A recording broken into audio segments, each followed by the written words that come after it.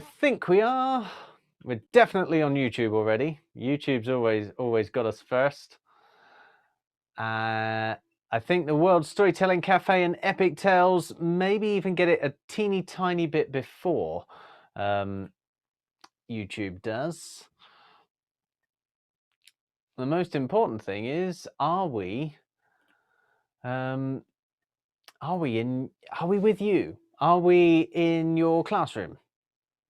Are we in your room? If we are, then it is all good. Let's just make sure, because we are also now going on Twitter. I think there we go. I think that sends us. There we are. I think that is now on Twitter. I think we are live on Twitter. I think we are live on Facebook, which is all good. So, once again, it is my huge pleasure to, well, welcome you right here in the World Storytelling Cafe.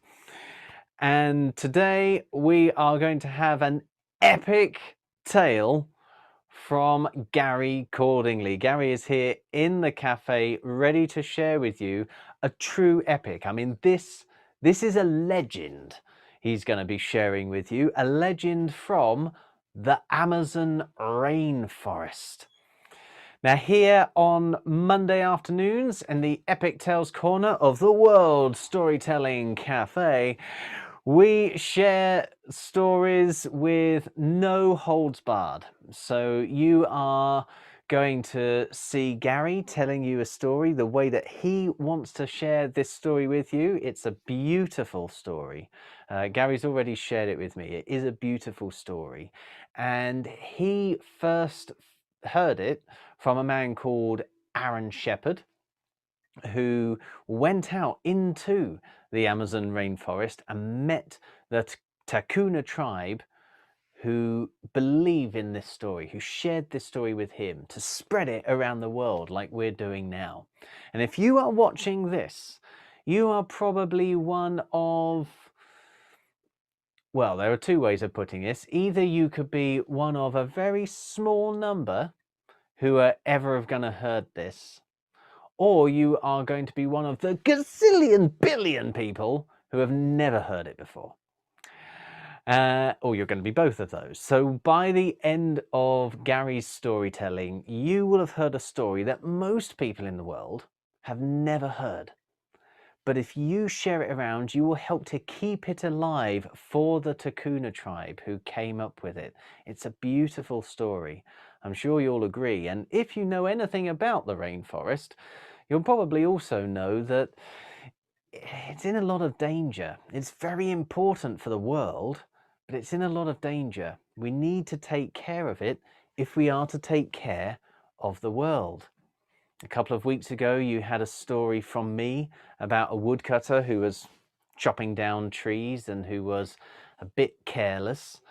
And just last week, you had Amy and me coming on to tell you stories from forests that we all know and love, like Little Red Riding Hood and Hansel and Gretel. You cannot say enough just how important forests are to all of us in the world. Even if you don't get to see a forest in your life because you are up in, I don't know, the North Pole, and so all you see for the whole of your life is snow, the forest is still really important for you because it is helping you get the air that you breathe, even all the way up there in the North Pole. And the Amazon rainforest is one of the most important of all because there are so many trees there, so many different forms of life as well. You're going to hear about some of those forms of life in Gary's story. Maybe after you've heard the story, head onto the internet and see how many you can actually find, because they are pretty unique to the rainforest. And not only that, they are beautiful. It's one of the most beautiful places in the world.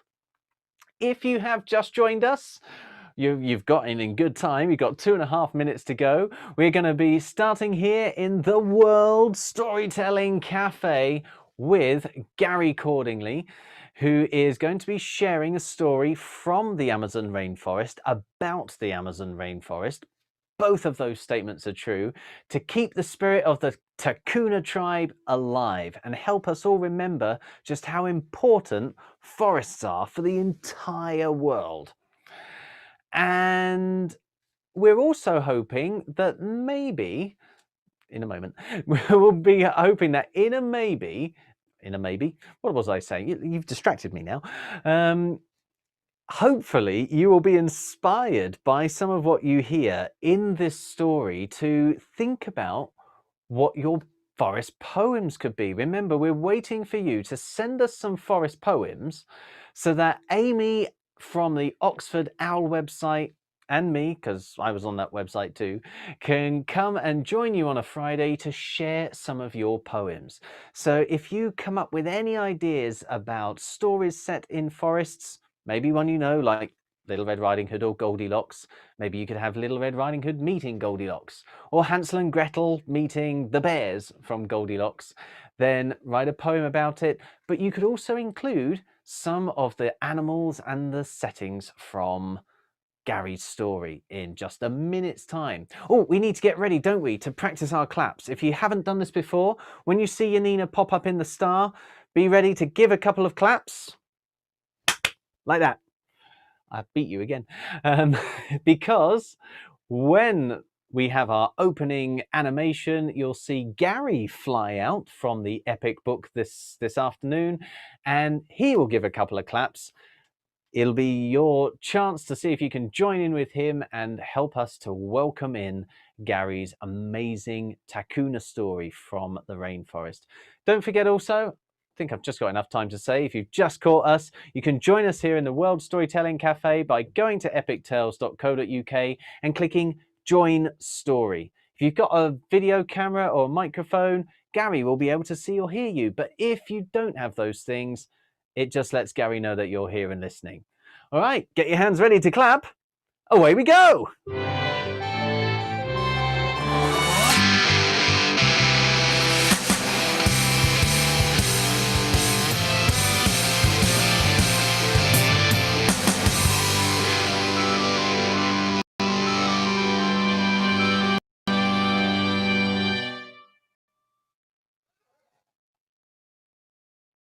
Hi everybody, and welcome. Welcome to Epic Tales.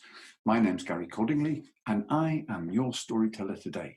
And I'm delighted to be here because I'm going to share with you a story from the Brazilian rainforests. You see, deep in the heart of that rainforest, there is a tribe of people called the Tucanu. And the Tucanu people, they thrive on the rainforest, and they thrive on the river Amazon. This is how they live, through hunting animals and fishing for the fish. And they have many, many stories that they tell, stories that tell you about who they are and how they live, and stories about the rainforest and the river, about where they live. And the story that I'm going to tell you today is just one of those. But before I begin, I wanted to tell you that the Tucanu people one day, a long time ago, shared this story with a traveller, a man whose name was Aaron Shepherd. And Aaron Shepherd shared this story with me through the internet. And now I'm going to share it with you.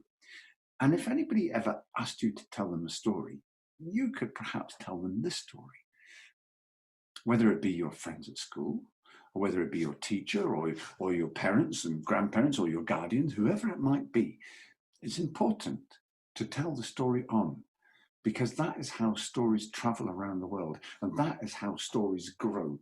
And it's through stories like this that we understand how other people live their lives.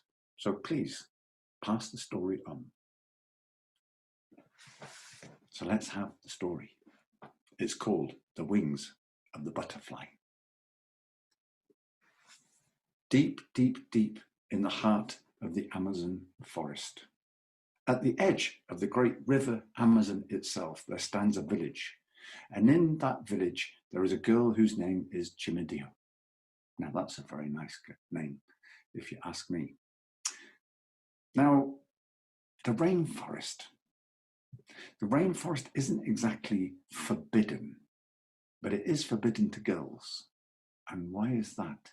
Well, because it is the boys and the men who go into the rainforest to do the hunting and to fetch whatever it is that the people of the village need to live from the rainforest, and not the girls. The girls and the women have to stay at home, and they bring up the children and they cook the meals and they look after the village. And that's just the way it is. But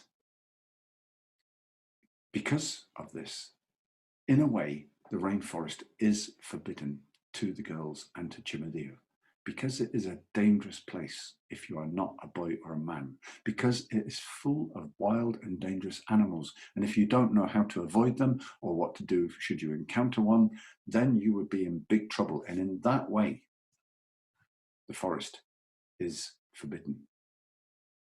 But you know, Chimedeo, she's a bit like you and a bit like me. She's curious. She wants to know what it's like inside the rainforest. So sometimes when she's playing and nobody's looking, she sneaks off and just goes into the forest a little way, just a little way along the track. She wants to see the wild and dangerous animals. She wants to know what it's like in the forest underneath the canopy of those trees, those mighty trees. And when she goes along the path, she never goes far, and she never sees any wild and dangerous animals. And sometimes she wants to go a little bit further than she's been before. But she always remembers the voices of her parents and her grandparents and the elders of the village. Do not go into the rainforest. It is a dangerous place, full of wild and dangerous animals. And so she doesn't. But do you know, one day her curiosity gets a hold of her and she wants to go a bit further than she normally does. And so she has snuck off along the track into the forest. She has walked along the path as far as she normally goes, and now she goes a little bit deeper into the forest. She can't see any wild and dangerous animals here. What's the problem? And as she's walking along the path, then she notices a flash of blue light just away in the corner of her eye. And when she looks, there is a Morpho. A Morpho is a beautiful butterfly, an enormous butterfly with shiny, bright, shiny blue wings. And it's flapping away in the dappled sunlight that comes down through the canopy of the trees up above and dances on the forest floor. And the butterfly is flapping and dancing in that shaft of light. If you want, you could let your hands be a butterfly. Chimedeo, she looks and she sees that butterfly and she thinks, how can something so beautiful live in such a wild and dangerous place? And she says out loud, you are the most beautiful butterfly I have seen in my life, and I wish that I could be like you. Just then, the butterfly flapped its wings and flew over to where Chimedeo was and began to fly around her head. And she looked up and she began to pretend that her hands were a butterfly as well and began to dance and flap around with that Morpho, that butterfly, which flew off along the track. And with her hands dancing and pretending to be a butterfly, Chimedeo flew off down the track after it, skipping along the path as she went, her feet hardly touching it. Well, they went on and on and on, until at last, in a sudden moment, the butterfly disappeared through some vines that were hanging down from the forest roof. And it didn't matter how hard she tried, Chimedeo could not find that butterfly. And it didn't matter how hard she tried, she could not find the path along which she had travelled, and now she didn't know which way to go to get back to her village, back to her people. And she realised that she was lost in the rainforest.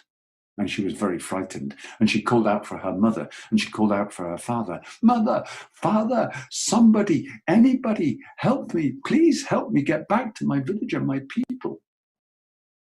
But nobody came.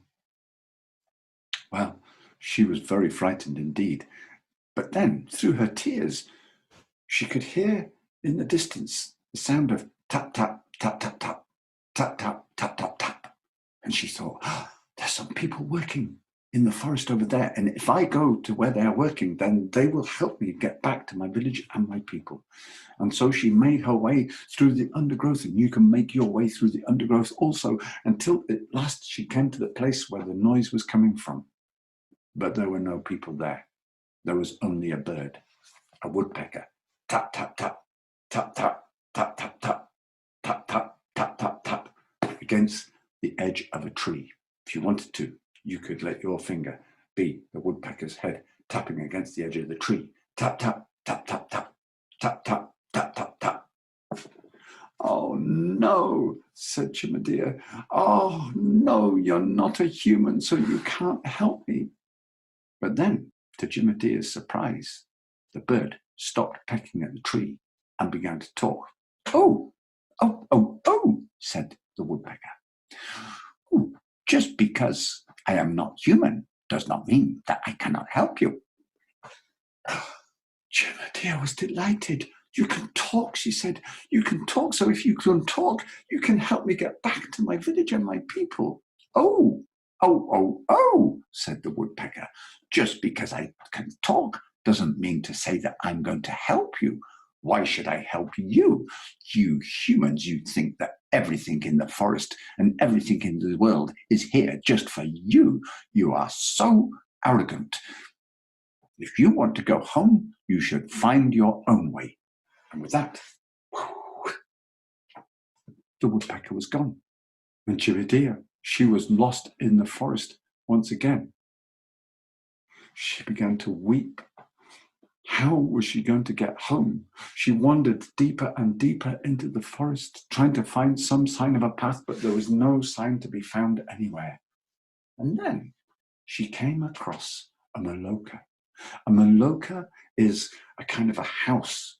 The village where Chimadia came from was full of them. They stand on stilts that lift them off of the ground and protect the people who live inside from the wild animals that wander on the forest floor.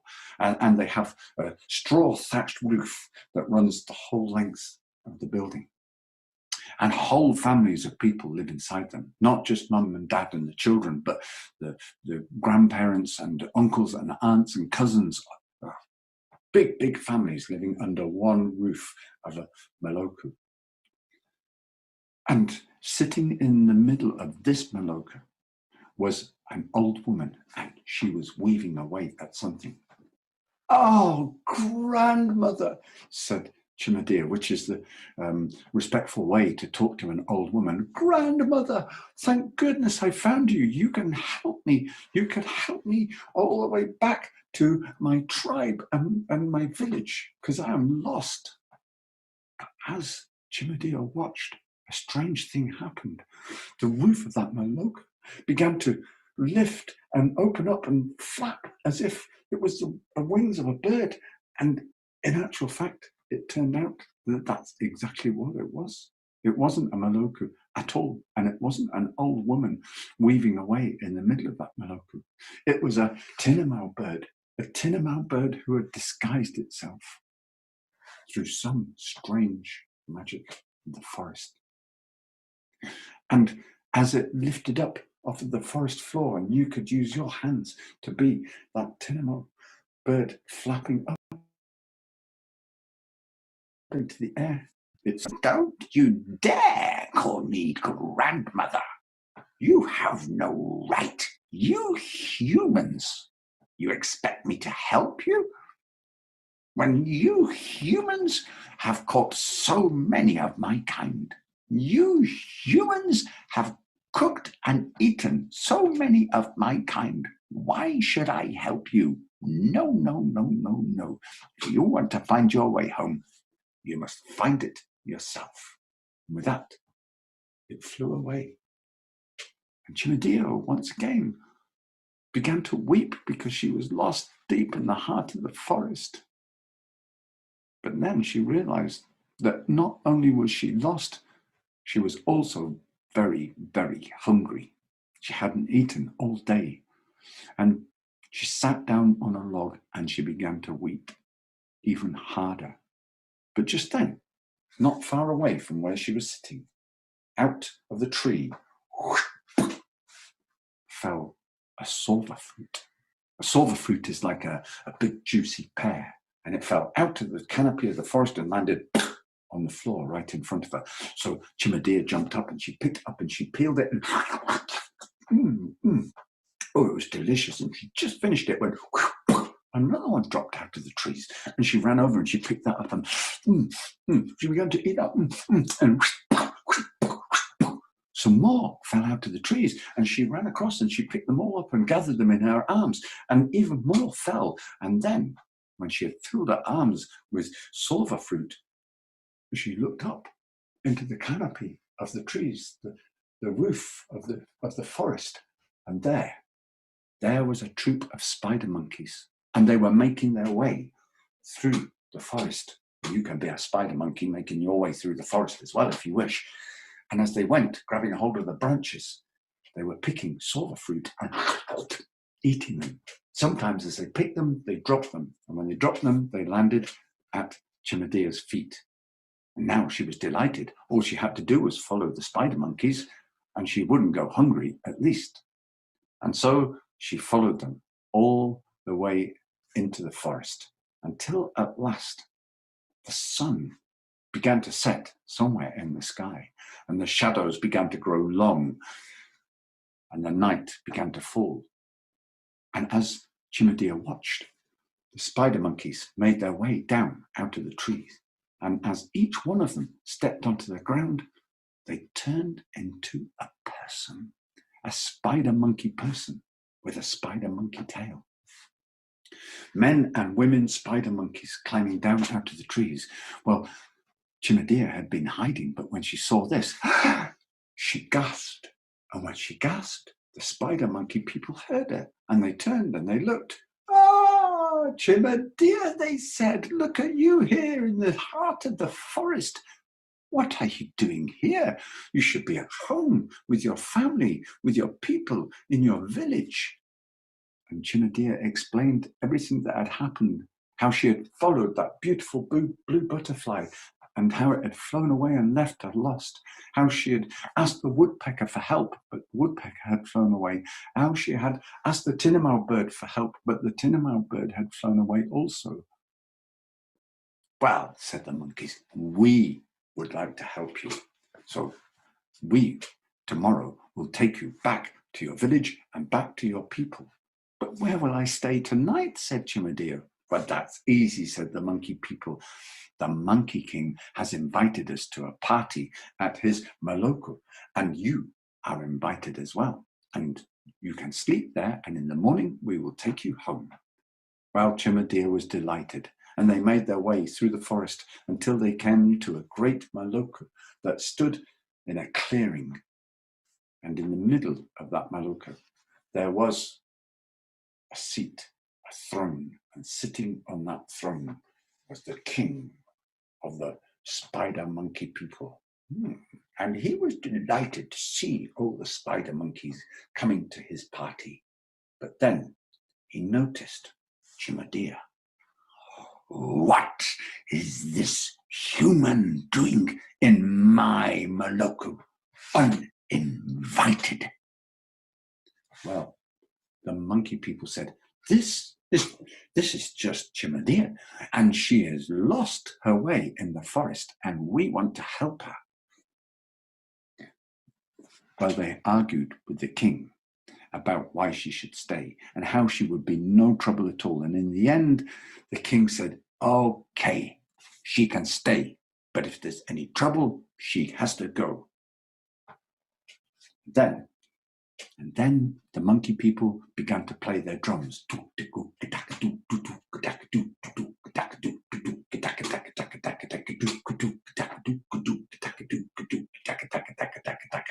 And as they played their drums, some of the other monkey people began to dance. If you wanted to, you could dance to the drums.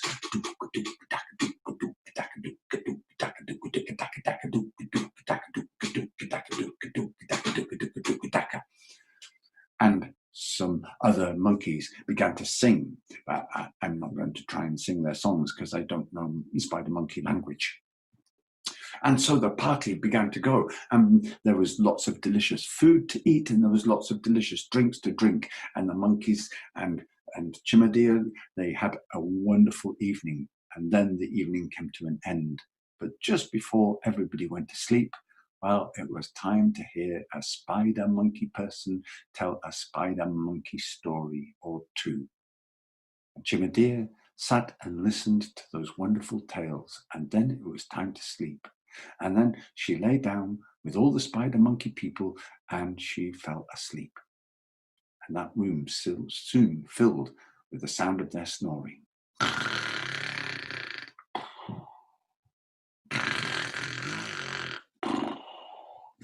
You could make the sound of spider monkey snoring if you wanted.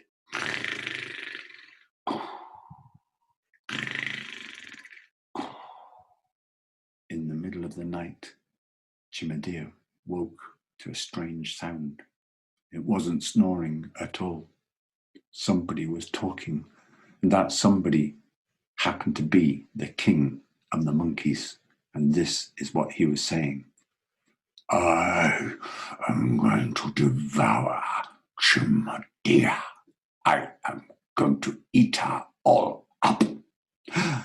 Chimadia was terrified, and she woke up the spider monkey king. She woke up. What's going on? Why have you woken me up? Because you were saying horrible things. You were saying you were going to devour me, that you were going to eat me. Don't be so silly, said the spider monkey king. Monkeys do not eat people. You were dreaming. Go back to sleep. Let me sleep. And he put his head back down again and began to snore. Chimadia, she put her head down and she tried to go to sleep, but it wasn't too long before she heard those words again. I am going to devour Chimadia. I'm going to eat her all up. Well, this time, when Chimadia looked across at the Monkey King, she was surprised to see not the Monkey King's face with his whiskers, but the face of a jaguar, a big cat with the spots of a jaguar. It wasn't the Monkey King at all. It was a jaguar in disguise. Chimadia was very frightened for her life. So she snuck out of her sleeping place and she took one of the torches that were burning in the Maloka, and she made her way through the forest, running as fast as she could. She didn't know what direction she was going in. She didn't know what direction she had to go in. She just knew she had to get away from the Monkey King. Well, she ran and she ran until the sun came up. And then, just as her torch burnt out, she stopped and she sat down on the roots of a great tree and she began to weep. And she wept. The tears poured down her face. What am I to do? I'm so lost and I don't know what to do. Well, just then, there was a flash of blue light, and there was the Morpho butterfly flapping around Chimadia's head. Why are you crying? Said the Morpho butterfly. Because I'm lost in the forest and all of the animals hate me and nothing here is as it should be. Everything keeps changing all of the time. The butterfly flew around. Well, of course it keeps changing, said the butterfly. That is the way it is in the forest. Where you live, in your world, it's very, very small, and things are always changing there, but they take a long, long time, so you don't notice. But why do you think that just because that's the way it is in the village where you live, in your world, that in the great world of the forest that is all around you, things do not happen in a different way? and things do not change much quicker. I don't know, said Chimadir, but it's scary and unsettling, and all I want to do is go home, and I don't know how I'm going to get home. Well, that's very easy, said the butterfly. I will lead you. You follow me. So the butterfly flew up into the air and flapped along through the forest. And Chimadir, she followed it through the undergrowth. You could let your hands be a butterfly and flap along, or you could be Chimadir, following that butterfly through the undergrowth, stepping over branches, ducking under branches, pulling vines and branches out of your way as you went. At last they came to the edge of the forest, and there was the Amazon River itself in front of them. And on the other side of the river, on the bank, on the far side, there was a village full of Maloku, just like the ones in the village where Chimadir lived. And when she looked, she saw the people, some of them climbing into boats and others going in and out of huts. And she realized that these were her own people. This was her village. Somehow, she said, I have ended up on the wrong side of the river. That is impossible, said the butterfly. Well, it might be impossible, said Chimadir, but that is what has happened. How will I possibly get back across the river to my village and to my people? Well, that is easy. That is easy, said the butterfly. I will turn you into a butterfly and you will fly across with me. And with that, the butterfly began to flap around Chimadir's head. And as it flapped around her head, it said these words, wings of blue, wings of blue, wings of blue, drinks morning dew. Wings of blue, wings of blue, wings of blue, drinks morning dew. You could say those words as well if you wanted. Wings of blue, wings of blue, wings of blue, drinks morning dew. And then, before Chimadir knew what was happening, her wings, her arms, not her wings, her arms were as light as the air itself. And when she looked, they had, in actual fact, turned bright and shiny blue. And she was now a Morpho butterfly. And the forest butterfly flew up in front of her. Follow me, it said, and off it went across the river. And Chimadir, she flapped her wings, found herself flying up into the air, and she followed that butterfly across the river. And as she flew, she began to see what she could do. She flew up and around, and in all kinds of directions, still following the forest butterfly. She was having so much fun, but at last they came to the other side of the river, to the other bank. And when they got there, the butterfly landed on a branch and Chimadir landed on a trunk. The butterfly said, here you are, you're home again, and now I'll turn you back into a human. I don't want to be a human, said Chimadir. I want to be a Morpho butterfly like you for the rest of my life. Oh, no, no, no, said the butterfly. That will never do. That is wrong. That is just wrong. You need to be with your people, and I need to be with mine. But never fear. You have been to the forest now, and you have understood how the forest works. And rest assured that there will always be a part of you that is the great rainforest. And now I must go. And the butterfly flew up and disappeared into the trees. And when Chimadir looked, her arms, her wings had gone, and her arms had replaced them. She looked up towards the village, and she saw her parents come running towards her with their arms open wide and huge smiles on their face because they were so relieved to see that she had returned from the forest. They thought that she had been taken and was gone forever. And they grabbed her and they lifted her up and they gave her a great hug. And inside of Chimadir, her heart felt like as light as a butterfly. She was so happy. And what happened after that, I don't know.